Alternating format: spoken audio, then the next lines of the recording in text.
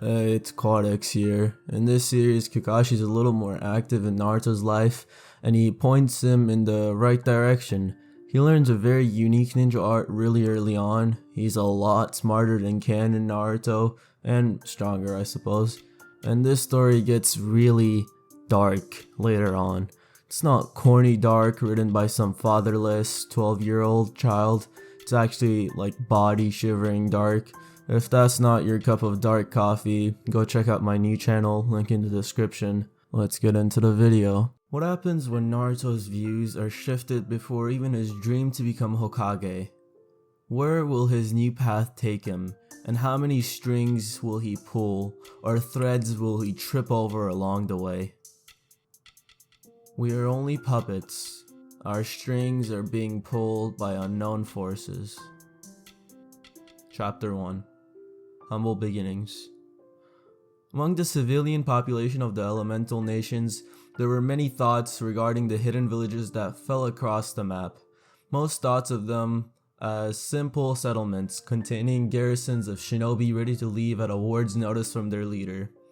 Others thought of them with scorn or jealousy, regaling accounts of their use of techniques that made the fighting force so famous, their jutsu. Few, however, believed them to be simple villages with a bustling, vibrant life filled with merchants calling out their wares, children running through the streets, pervaded by a general hum of activity. In the case of Konohagakure no Sato of Hinokuni, that was exactly what it was. Shinobi were an ever constant presence, of course, so tightly ingrained within the ethos of life there. For the most part though, they worked in the background. Their main presence in the village was in fact the many D-ranked so-called missions that were the bane of young Genin's life. The only other place where a civilian and shinobi really met was the academy, squirreled away near the Hokage Tower with the monument of Hokage's past and present blooming overhead in their silent vigil. Here, children were brought at the young age of 6 to be first introduced to the life of their home's silent guardians. Slowly over the years, they would not only learn this lifestyle, but adopt it for themselves, training their bodies and minds into the service of the village. Of course, in those early years when their bodies were untrained and their minds were filled with idle fantasies of rescuing princesses and flamboyant techniques, their studies were far more mundane. That morning, with the summer sun burning hotly overhead, there was one 6-year-old not in class. Excuse the interruption, I have a new channel called Quadbot with daily uploads. Part 3 of What If Hiruzen Was Actually a Good Hokage came out today. You can click the top right corner of the screen to go play that. It takes you to a playlist, so all the parts are there, and if you're watching this later on, the future parts are also there. Make sure to subscribe to that channel and this one. Like the video as well while you're at it. Whatever series I start on that new channel, I will finish, even if it doesn't do well. I'll remind you again at the end of the video so you can straight click from this video to that playlist. Let's get back into the video. Uzumaki Naruto sat on a rooftop that gave him a prime view of the academy, a street away. At a first glance, one might have thought he was skipping this class due to boredom. They would be wrong. Naruto was actually incredibly interested in the history of his village. They often told tales of the famous shinobi that had come before them and their rise to fame and power, along with the battles that brought them there. In fact, Naruto had chosen this very spot because, despite the small rebellious streak present in any child, he wanted to be caught. It would be simple enough for his sensei to notice his absence and with only a single glance out of the window, spot him sitting there, waiting expectantly. It had already been half an hour since the start of class and Naruto was still sitting there, slowly swinging his legs back and forth as his posture grew increasingly slumped and despondent. His hands clenched and unclenched beside him, making his nails click rhythmically along the tiles of the roof until he finally jumped to his feet. An irritated scowl plastered across his whiskered cheeks. "Fine then. If they don't want me, then I don't need them. The young spiky-haired blonde ran across the roof, jumping the small gap before grabbing a nearby drain pipe and sliding all the way to the ground. Many would have seen the feat and been rather surprised that such a young kid could do something so fearlessly. Then again, in Konoha, most would have simply turned away once they had seen that it was that particular child who did it. Landing in a crouch, Naruto quickly took off in a random direction, pawing at his face to remove the slightly wetness that had entered his eyes. He had told himself a long time ago that he refused to cry anymore. It had never gotten him anything anyway.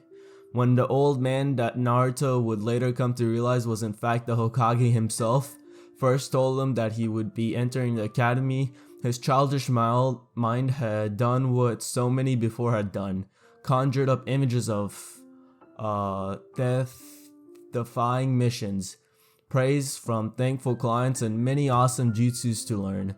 However, unlike many other children that took for granted simple things that Naruto never had, like family or friendship, there was something he craved far, far more.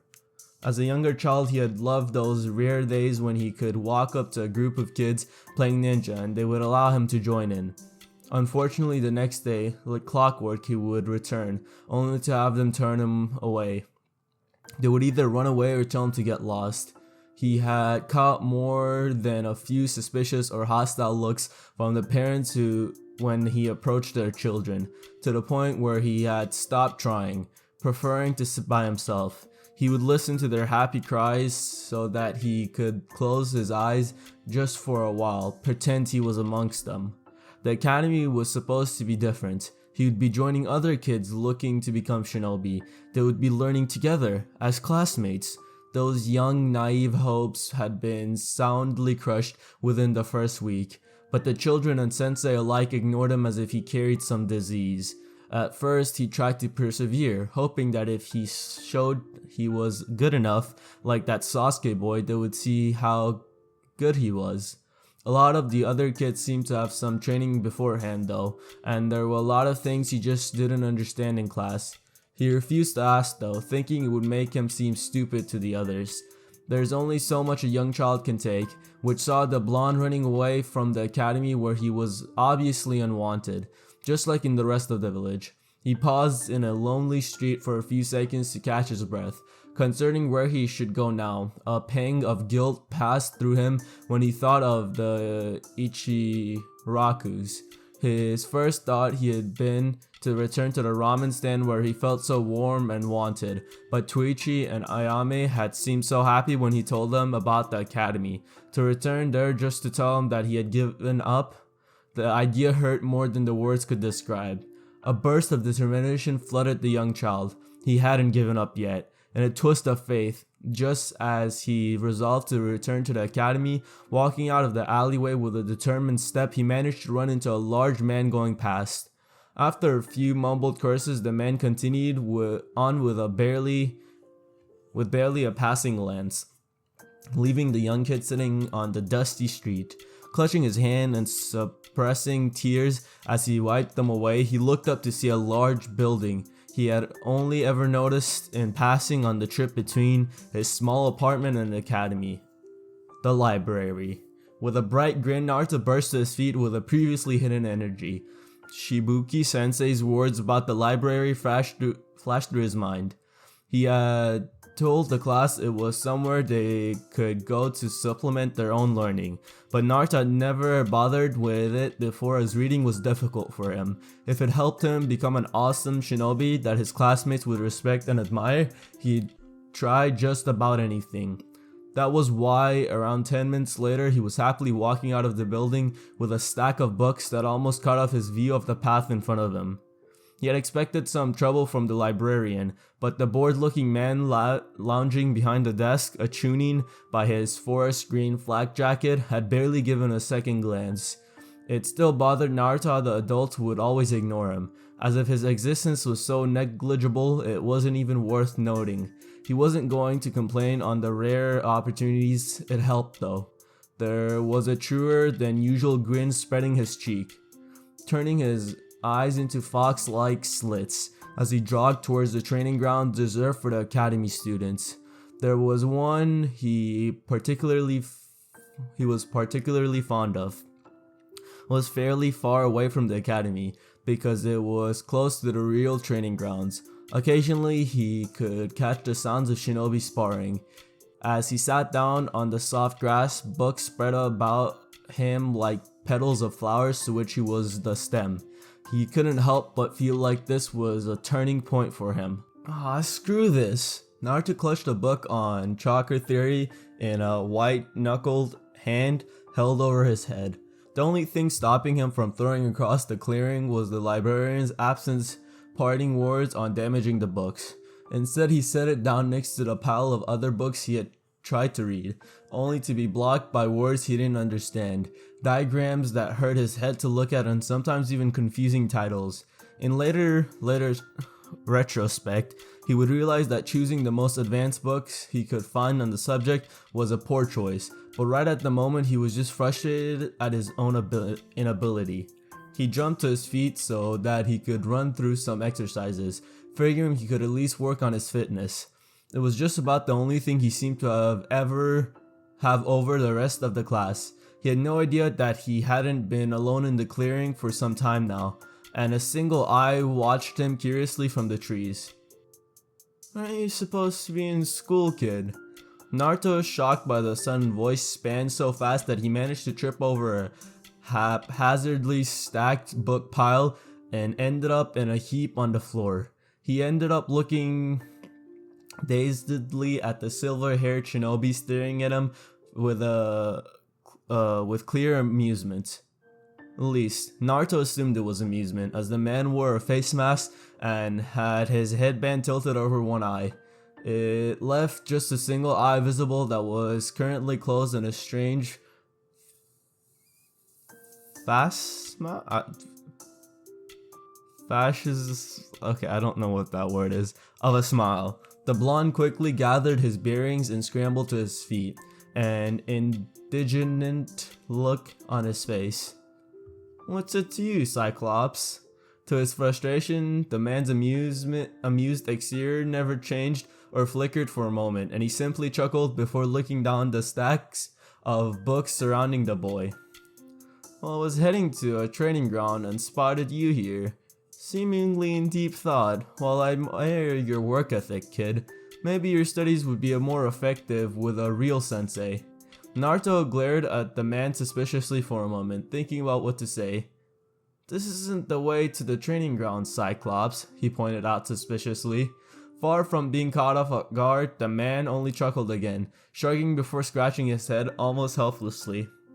Oh well, I guess I got lost on the road of life. Oh, and my name is Kakashi, by the way, not Cyclops. Naruto blinked at that response. The more time he spent next to this man, the more confused he got. Yeah, well, whatever.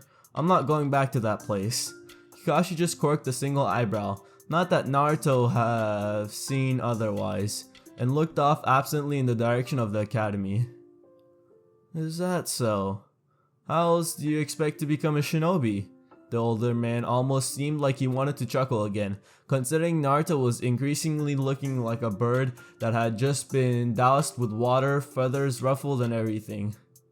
I'll do it myself. I don't need people who don't want me. Kakashi tilted his head a little, oddly reminding Naruto of a dog, before giving that strange smile again. Ah, and I see that is going well based on all these books you've read. His tone was thick with sarcasm as he motioned to the books strewn about, none of them open past the 10th page. For the first time in the conversation, Naruto allowed something other than indignation on his face as his cheeks turned a pale red hue. It's not my fault if the books all use stupid long words. They should just say what they're trying to say. Kakashi suddenly surprised the younger boy by plopping to the ground, his head cocking to the other side again as he seemed to peer right through Naruto. Infuriatingly, even sitting down, he was still at eye level with the diminutive 6-year-old. He continued to stare at Naruto, who grew increasingly weirded out, before finally giving out a thoughtful hum. No. Naruto blinked. The man had been silent for so long that when he finally spoke, Naruto had just been expecting more. No? The man nodded succinctly,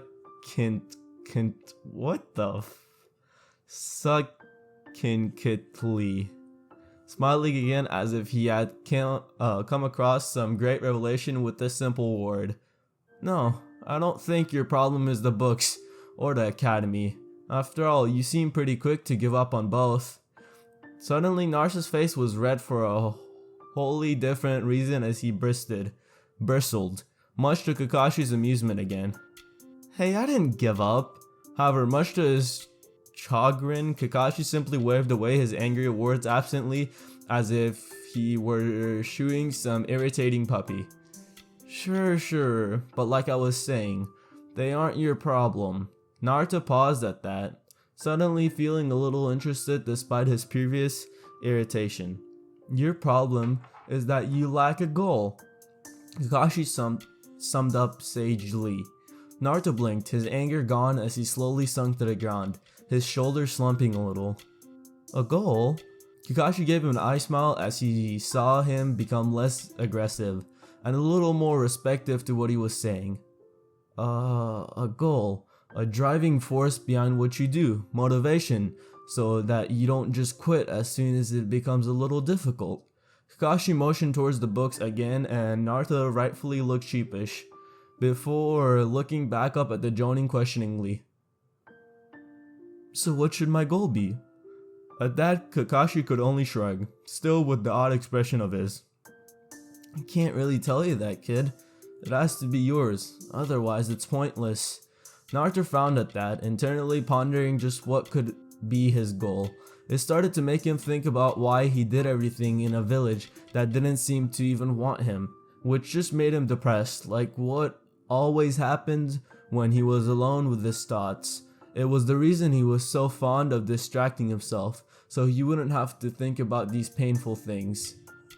But you know, Naruto looked up as he saw Kakashi peering at him intently, smiled again and replaced with a more contemplative expression. A lot of powerful shinobi, like the Hokage for instance, make their goal to become strong enough to protect what's important to them, and Naruto was now wrapped on every word Kakashi said. And Kakashi chuckled at the boy suddenly reaching across to ruffle his hair, much to his annoyance. And like the Hokage, you need to start at the bottom, in the academy, he concluded. Naruto groaned, pulling away from the man and his hand and clambering to his feet. Fine, I get it. I'll go back. Kakashi stood up as well, mock saluting the boy with 2 fingers as he turned to leave. Don't worry about it too much, kid. Once you have that goal, I'm sure you'll be fine. With that, he suddenly flickered before vanishing completely, making Naruto's eyes widen with awe. He walked forward a few steps to where the Jonin had been, only to look down as his feet landed on something that wasn't grass. At first glance, he thought it was one of the library books, but it was too small. Picking up the nondescript black book and flickering it open to the first page, he realized it was filled with various profiles of different ninja, some of them clearly marked as Nukenin. Hey, Kakashi, the blonde called out into the trees, but when no answer came, he looked back down at the book in confusion, wondering how the man had managed to drop it.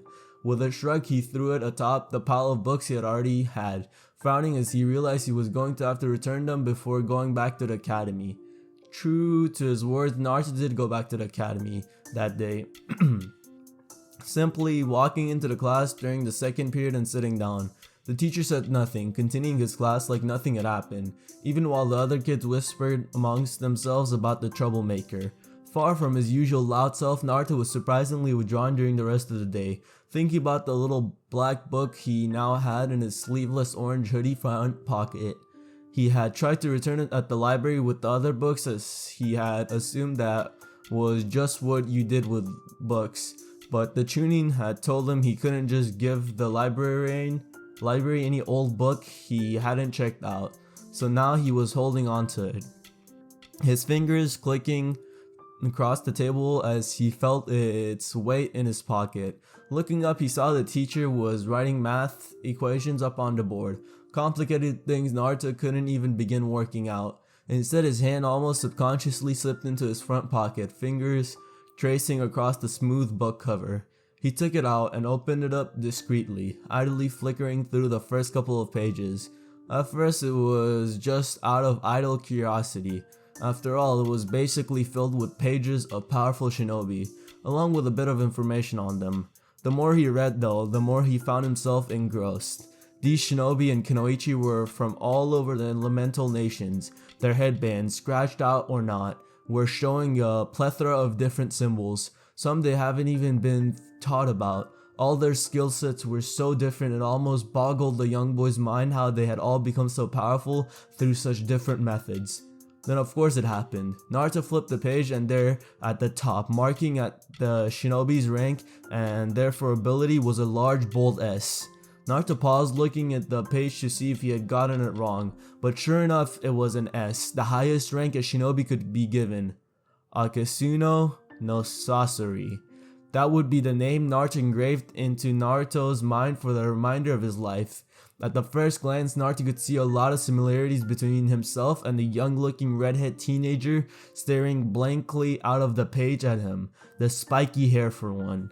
As he read down, he only grew more intrigued, completely uncaring that this man was also a Nukenin, puppeteer. At the moment, Naruto had no idea how much reading that one word would affect his life, but he knew he was interested. The whole concept seemed to appeal to him. Building puppets to use in fighting almost sounded like making your own friends, ones that would never be able to rebuke or disappoint him, because he controlled them completely. Slowly a grin split his features as he read on, the lesson continuing around him forgotten. It was almost disappointing when he reached the end of the profile. He immediately flicked through the book to find more puppeteers, but there were only a few B ranks, nothing as impressive as the supposed repertoire Sasori had at his command. It was disappointing, but it didn't get Naruto down. For one, he had found something that honestly and truly interested him, something to aim for, to be good at, to become powerful with, a goal. The rest of the day passed far too slowly for Naruto's liking. As soon as the last bell rang, he was out of the classroom so fast it was as though he had used the body flicker.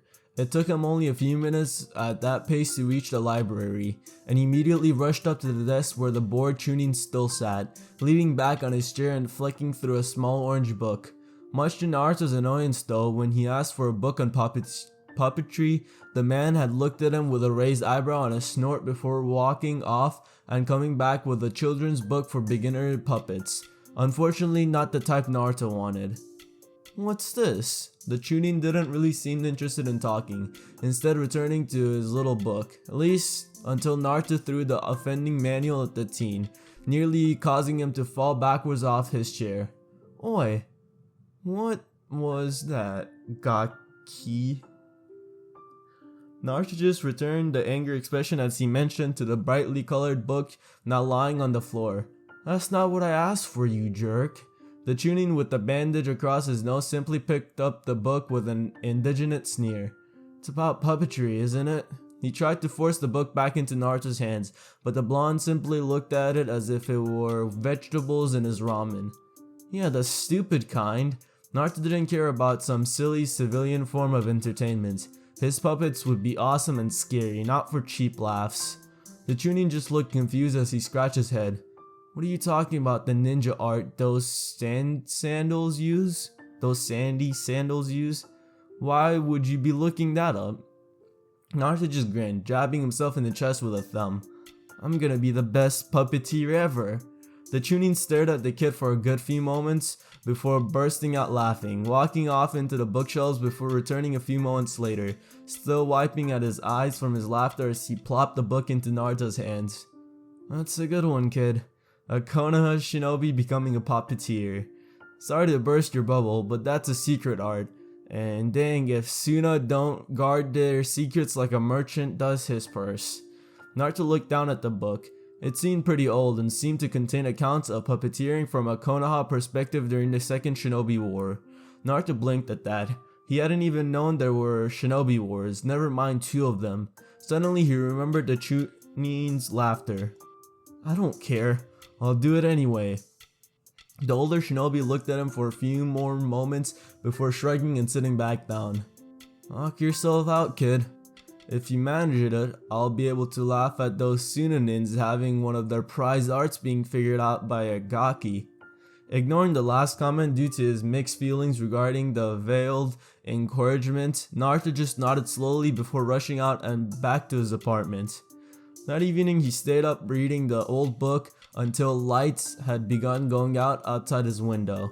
There was definitely nothing technical and not a single insight for how the ninja craft could possibly work, but he had begun to gain a glimpse at how it might be done. First and foremost seemed to be these chakra strings Suna's shinobi seemed to be able to make. Now he just had to figure out what the heck chakra was. A niggling I don't know. Feeling in the back of Naruto's mind told him that learning puppeteering might just take a while, and more than a few trips to the library. As Naruto sat on his favorite stool in Ichiraku Ramen, slurping at his noodles and listening to the bustle of the village behind him, he reflected on the past few months. Surprisingly, once he had set a goal in his mind, he found it a lot easier to think. Instead of his thoughts drifting to his past, he simply focused on what was now important to him. It was both liberating and enlightening. For instance, he was amazed at the ease it took to unlock his own chakra. Managing it just a few days after first learning about puppeteering from helpful instructions he found in a book. Making it usable, on the other hand, was and continued to be a problem. Controlling the energy that now coursed through his body posed a challenge he had never imagined before. Considering they hadn't begun to teach it in the academy despite many of the clan children already having it unlocked, he could get no help there. He was instead forced to rely on his new home away from home, the library. Even then, the explanations offered by the many books on the subject were both difficult to understand and rather long. Naruto was a doer, not a reader, but all the same he persevered, always keeping that goal clear in his mind. He had gotten to the point where he could expel his chakra from his fingers, definitely a step in the right direction in his eyes. Unfortunately, every advance was met with another roadblock. Creating strings out of his chakra proved to be near impossible. The problem was that chakra had no real substance. When it came out of his fingers, it was just a wispy purple steam with like substance. It was somewhere between a liquid and a gas with the consistency of a cloud. He was supposed to turn that into something tangible that could actually latch onto a puppet. Was far beyond him. Considering Konoha had never invested time into working out how puppeteering worked, even the library couldn't help him on that front. Maybe his control was simply lacking. While it was true he could somewhat push and pull the wispy chakra he emitted, it wasn't to any great degree. Maybe if he just worked harder at those chakra control exercises he had been reading about, he could manage a short thread and just make it longer over time. He sighed into his ramen, already feeling a small headache form as he thought of all the leaves he was going to disintegrate before he could get that dang exercise down. What's the long face for, Naruto? The blonde looked up, spotting Ayame staring at him from the kitchen in the back of the stand. Toichi must have stepped out for a while. He was kneading the dough that would eventually become the ramen noodles. Watching her or Toichi doing that as a kid had always calmed him. Just watching as they span the dough, stringing it out, spinning it more before pulling once again, on and on until they could form it into thin thread-like. Naruto's eyes suddenly widened as he looked down at his hands, incredulously wondering just how stupid he had been to miss something so obvious. Suddenly, and to Ayame's great surprise, he vaulted the counter and threw his arms around the older girl, a beaming grin lighting up his face. "You're the best, Ayami." As quickly as the hug came, Naruto was gone, vaulting back over the counter and off in the direction of his apartment. The poor ramen man waitress was left shell-shocked and confused, blinking once or twice before chuckling to herself, shaking her head at the young boy's antics. The moment Naruto got home, he leapt over his couch and grabbed the small wooden doll he had left there the previous night. It was a simple thing that he hadn't even made. The academy used it in their anatomy lessons and Naruto had simply taken it one day. He had thought having something to aim at would help him create the strings, even if it hadn't contained deep within and brought it to the surface. Wait. Even if it... Oh. He had thought having something to aim at would help him create the strings. Even if it hadn't, he still kept it around anyway. Now though, as he placed it in front of him, he couldn't help the smile off his face. He quickly felt through his body for the surge of energy contained deep within and brought it to the surface, focusing it to his fingertips, where before he simply allowed the wispy blue chakra to steam out of his fingers. This time he did his utmost to spin it, trying to coil the insubstantial mist into a thread. His eyes widened greatly as instead of the purplish mist he usually got, he found an almost conical stream exiting each of his fingers. He was so surprised that he immediately lost control, and the chakra quickly dissipated into the air. He didn't care at all. Yes. He jumped up in the air, pumping his fist up with his exclamation of excitement as he did a small dance of happiness around his table. It certainly wasn't a thread, but it was something, and Naruto could work with something. He could finally feel his dream coming together. Unfortunately, Naruto had no idea that finally would take more than 6 months. It took him that long, practicing every day after school, before he could form anything even vaguely reminiscent of chakra strings. It was slow going, both because forming them as he was inefficient and tiring, so he couldn't practice for long, and occasionally he would practice too hard and end up burning out the tenketsu of his fingertips. Those incidents cost him weeks of practice at a time before his chakra system could heal. That wasn't to say they were time wasted. Once he had gotten over the initial stigma, Naruto had actually found a lot to be enjoyed in reading, and not only about his favorite art or how to advance as a shinobi.